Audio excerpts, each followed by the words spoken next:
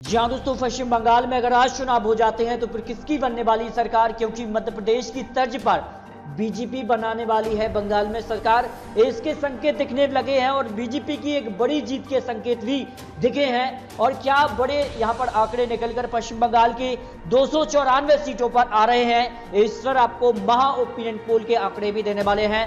आखिर टीएमसी और बीजेपी के बीच ही क्यों इस चुनाव को काफी बड़ी टक्कर माना जा रहा है। जहां दोस्तों पश्चिम बंगाल ये चुनाव काफी महत्वपूर्ण है और अमित शाह इसके लिए काफी समय से तैयारी कर रहे हैं और अब बीजेपी की नाक का सवाल ये चुनाव बन चुका है और इसको लेकर अब बीजेपी यानी अमित शाह ने यहां पर टारगेट 200 सेट किया है।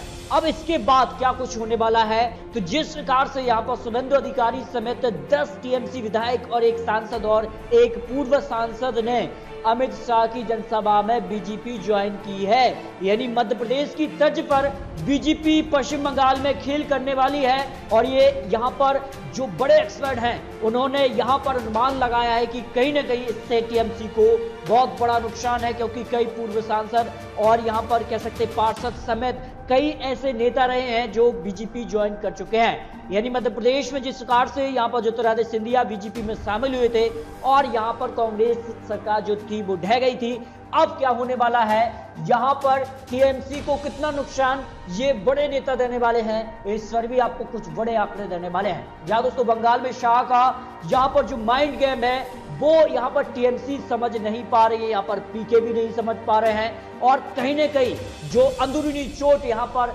टीएमसी को यहां पर अमित शाह ने दी है वो कितनी भारी पड़ने वाली है टीएमसी पर, इस पर आपको कुछ बड़े आंकड़े देने वाले हैं। जिस तरह से बीजेपी काफिले पर जो पथराव देखने को मिला था और इससे फायदा बीजेपी को ही हुआ है, ये बड़ी खबर है। और यहां पर जेपी नड्डा हो या फिर कुछ बड़े जो नेता थे उन पर पथराव देखने को मिला था, लेकिन जिस प्रकार से अमित शाह की रैलियों में जनसैलाब देखने को मिल रहा है, बिहार में भी इस तरह के आंकड़े बनने देखने को मिले थे। तो बिहार के बाद पश्चिम बंगाल अगला वो राज्य होगा जब बीजेपी अपनी सरकार यहां पर बनाने वाली है। कैलाश विजयवर्गीय हो या फिर कई बड़े नेता हैं यहां पर टारगेट 200 सेट कर चल रहे हैं और ये टारगेट 200 सेट हो पाएगा या नहीं, इस पर बड़े एक्सपर्ट ने बड़े आंकड़े भी रखे हैं। लेकिन इससे पहले कुछ आंकड़े आपको दिखाते हैं। 2019 में जहां बीजेपी ने यहां पर टारगेट जो था वो 20 सीटें तय की थी और बीजेपी यहां पर 18 सीटें जीती थी, यानी टारगेट जो सेट करती है बीजेपी उसके आसपास बीजेपी पहुंच जाती है।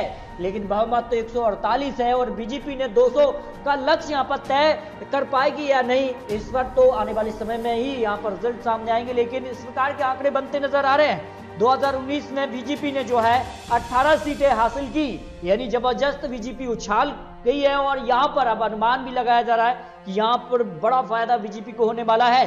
टीएमसी 2019 में 43% वोट शेयर हासिल किए थे लोकसभा में, तो बीजेपी 40% यानी 3% का ही अंतर देखने को मिला था। और कई सीटें ऐसी थी जहां बीजेपी टीएमसी के आसपास ही थी और काफी कम मार्जिन से बीजेपी कुछ सीटें हारी थी।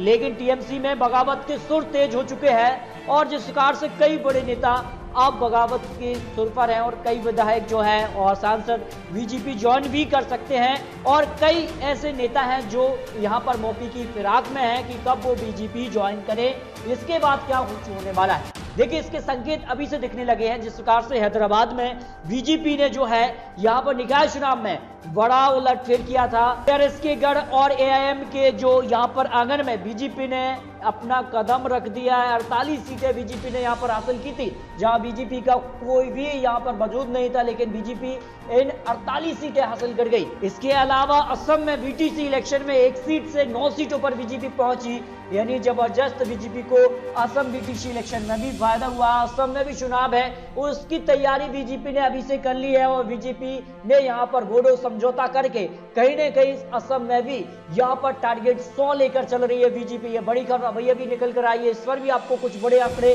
देने वाले हैं। इसके अलावा राजस्थान जो पंचायत चुनाव था उसमें भी बीजेपी ने कांग्रेस को मात दी थी। इसके अलावा बात करें तो जम्मू कश्मीर डीडीसी चुनाव में भी यहां पर कह सकते हैं कश्मीर में पहली बार कमल खिला, ये बड़ी जीत बीजेपी की रही। इसके अलावा जो गठबंधन 6 पार्टियों का हुआ था उन गठबंधन में अगर बात करें तो बीजेपी की सबसे बड़ी पार्टी बनी। यहाँ पर 74 सीटें बीजेपी ने अपने दम पर हासिल की और 6 जिलों में अपना अध्यक्ष भी बना लिया।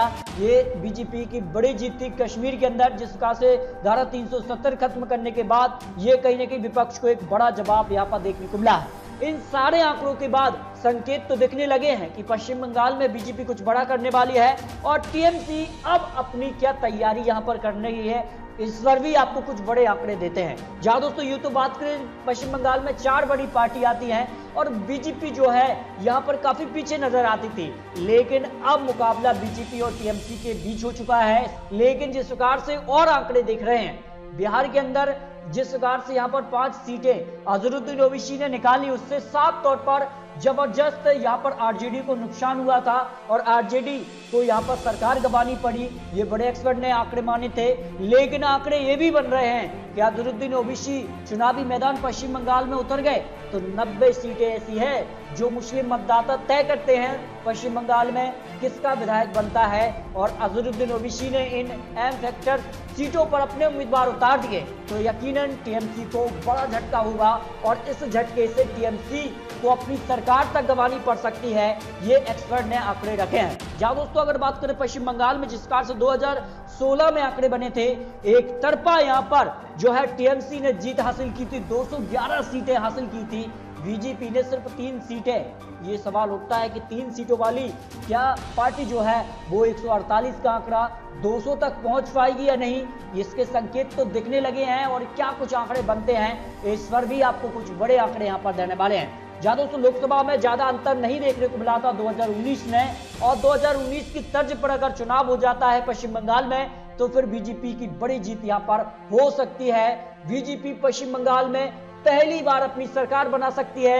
ये बड़े एक्सपर्ट ने और बड़े आंकड़े यहाँ पर जिस प्रकार के हालात बनते जा रहे हैं, जिस प्रकार से यहाँ पर बीजेपी की जो चुनाव हुए उस पर जीत हासिल हुई है और जिस प्रकार से लोकसभा चुनाव में बीजेपी को यहाँ पर जन समर्थन और टीएमसी के बड़े नेता जो हैं वो बीजेपी में शामिल हो गए हैं, इसके बाद इस तरह के आंकड़े बनने की संभावना पूरे संकेत यहाँ पर देखने लगे हैं। जहां दोस्तों बात करें कांग्रेस के लिए तो 20 से 30 सीटें कांग्रेस प्लस सीपीआई का गठबंधन यहाँ पर लगभग फाइनल माना जा रहा है और टीएमसी को बड़ा झटका है क्योंकि बड़े नेता उनसे अलग हो रहे हैं और वो जाकर बीजेपी में शामिल हो रहे हैं। और ये हमने देखा है कि कर्नाटक में भी जो है कांग्रेस से निकलकर बीजेपी में शामिल हुए जो बड़े उम्मीदवार थे उन्हीं को बीजेपी ने चुनावी मैदान में उतारा था और बीजेपी को वहां एक बड़ी जीत हासिल हुई थी। ये मध्य प्रदेश में भी देखा है कि यहाँ पर जो 22 एमएलए थे, जो 25 एमएलए थे जो यहाँ पर कांग्रेस और बीजेपी में आए और बीजेपी ने उन्हीं को यहाँ पर चुनावी मैदान में उतारा, उनकी बड़ी जीत हुई थी। तो ये अनुमान लगाया जा रहा है कि जो बड़े नेता हैं वो अब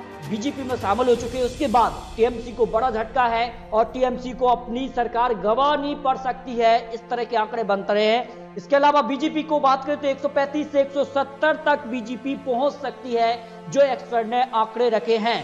इसके अलावा अन्य के खाते में भी 10 से 20 सीटों के आसपास सीटें जा सकती हैं। 294 सीटों में से अगर बात करें तो 148 सीटों पर पूर्ण बहुमत की सरकार बन जाती है, यानी आंकड़ा बीजेपी के पास घूमता नजर आ रहा है। लेकिन ये तो चुनावी अनुमान, चुनावी आंकड़े हैं, विश्लेषण है।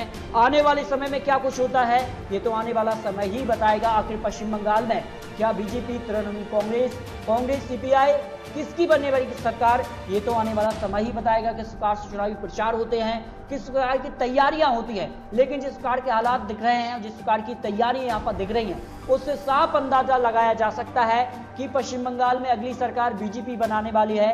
ये बड़े एक्सपर्ट के बड़े आंकड़े हैं। तो दोस्तों आपको क्या लगता है पश्चिम बंगाल में क्या होने वाला है, किसकी बनने वाली सरकार, इस पर अपनी राय कमेंट बॉक्स में रखिए। उसी प्रकार की और लेटेस्ट अपडेट अभी पाने के लिए अभी चैनल को सब्सक्राइब भी कर लीजिए।